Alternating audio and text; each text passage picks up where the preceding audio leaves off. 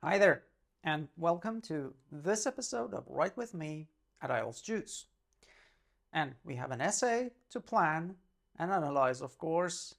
And here is the rubric. The rubric says, some university students want to learn about other subjects in addition to their main subjects. So imagine your field of education at university is architecture and you would like to learn some other things. Maybe you want to know photography.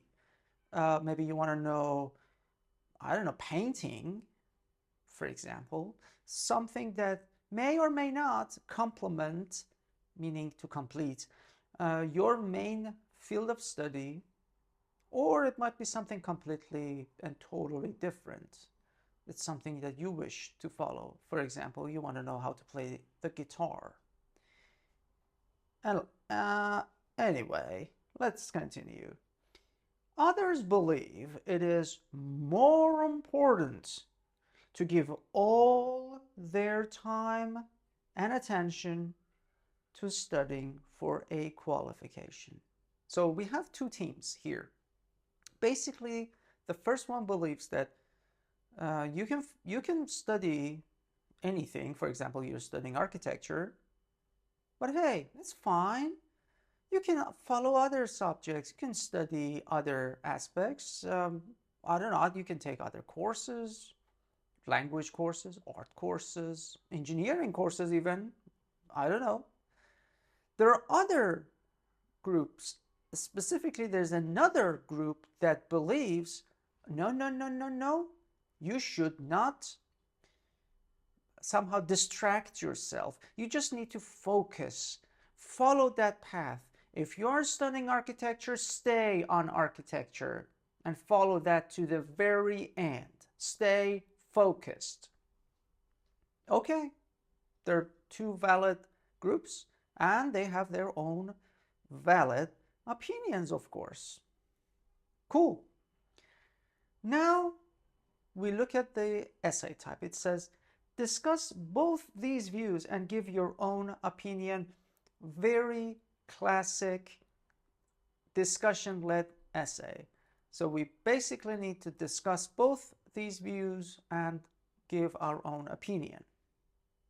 How do we do that? It's very clear. We, as always, need something to grab our audience's attention, and we call it an attention grabber. If we can find an attention grabber, cool. If not, we'll leave it. This is optional. I always say that. What's a good attention grabber? Something to say that students at universities are struggling with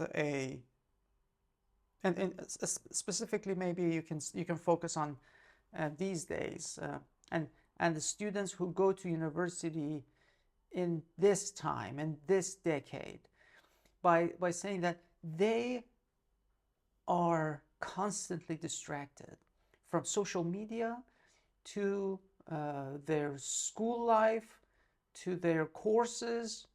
Now there is AI, so they're constantly distracted.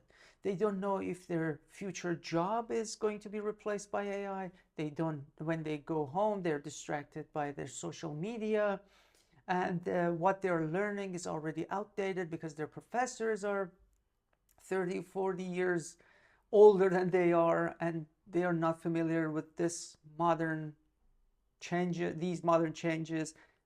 Anyway, you need to come up with a sentence. I just need one sentence and say that our university students are now struggling with focus at school. Now, that may attract me because I would like to know why. Who is invading our students' focus or privacy or whatever, but now they're not alone. They cannot handle things alone. Why am I saying this? Because in this rubric, we have two teams of people who just jump in and they come up with their own opinions. Nobody's asking university students here. Ironic.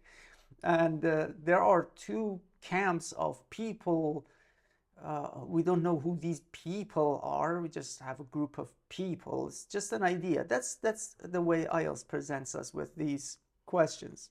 Anyway, that's besides the point. What I'm telling you is why I always try to think of something to attract, but I only spend 15 seconds on finding a sentence. If I can find a good sentence, good. If not, forget it. Go immediately to the connecting info part.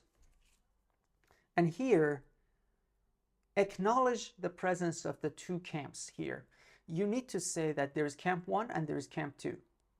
Acknowledge their existence. This is important. Tell your audience, yeah, there's a group who believes that students should remain focused on their field of study. And there's another group who believes that students should study whatever they want. And you basically introduce the two camps.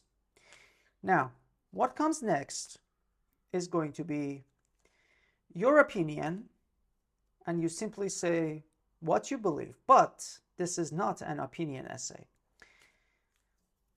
Right after this, which is going to be your thesis statement, remember to say your opinion and say clearly what you believe. But this is not an opinion essay, so again, you just go ahead and say that, okay, I believe students, as long as they're students, they should be focused on their field of study and nothing else. So you take a side with one camp, or you take another camp side. You say, I believe students should learn a series of skills related to the topic they're studying. So they should basically do whatever they want to do. Cool. You're taking side with the other camp.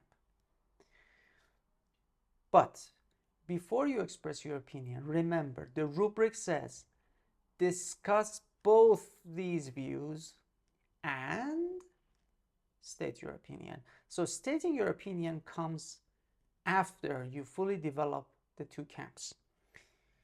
Basically, we need to devote at least one paragraph to the opinion of the first camp and another paragraph to the opinion of the second camp. Wonderful. Why am I saying at least one paragraph? Because you can write one more paragraph each. Just you should not write two paragraphs for one camp and one paragraph for another camp. That is not fair.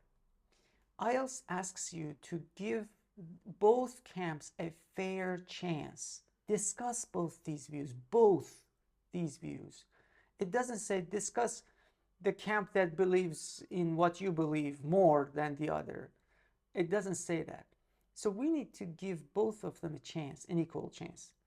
And if you are going to increase the size of this argument to 2 paragraphs and this one to 2, then you will end up with 4 body paragraphs and 2 other paragraphs, introduction, conclusion, 6 body paragraphs, and that is a lot to cover. It's roughly more than 400 words. We don't want that. So no. Just technically, you should, I should say that you need to devote at least 1 paragraph, but basically just go ahead and devote 1 paragraph each. If the paragraph gets larger, it's fine. Just make sure that the size of the paragraphs are relatively similar. We don't have any regulations for that. IELTS is not going to penalize you if the sizes don't match. Don't worry, this is a suggestion. It looks fair that you have given both camps a fair chance. That's why even the size of the paragraphs match. What happens in the end. So we basically, in this case, we don't need an extra body paragraph. We state our opinion again. Now, since we took side with one of these, either Camp 1 or Camp 2, we have nothing new to add. Everything, for example, Camp 1 said, is exactly what we are going to say. So what we are going to say is going to be repetitive. That's why your opinion is basically developed here. I'm just assuming you took side with this. And you stated here. My suggestion is that you do not jump into the camp and say your opinion right away. Look at these camps from a third eye view, from somebody who's standing from afar and looks at the first camp, the favorite camp, and the not so favorite camp. And they just analyze both fairly. And then you reveal your identity. Then you reveal which side you believe in. And you basically just mention that, yeah, based on the things that this camp believed in, I did. I also believe in that camp. I also believe I follow the same, ideology. And then you finish it off by saying your sentence. You might want to add something like, if, as a prediction, if our students are not focused or they cannot, for example, finish a 4-year, a 2-year course, how can we expect them to work on a 9-year project, a 2.5-year project, construction project?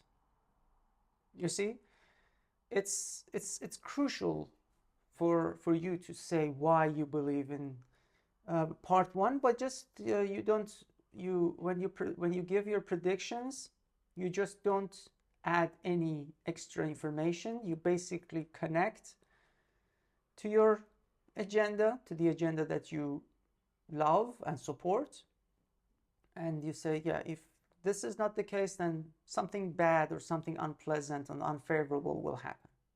You can even come up with some suggestions, but do not add new information. Your suggestion should be very generic. Something like, to increase focus for our students, we should implement some regulations in our schools to encourage more concentration on topics.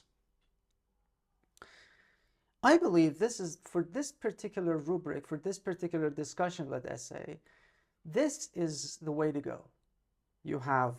This is the perfect setup.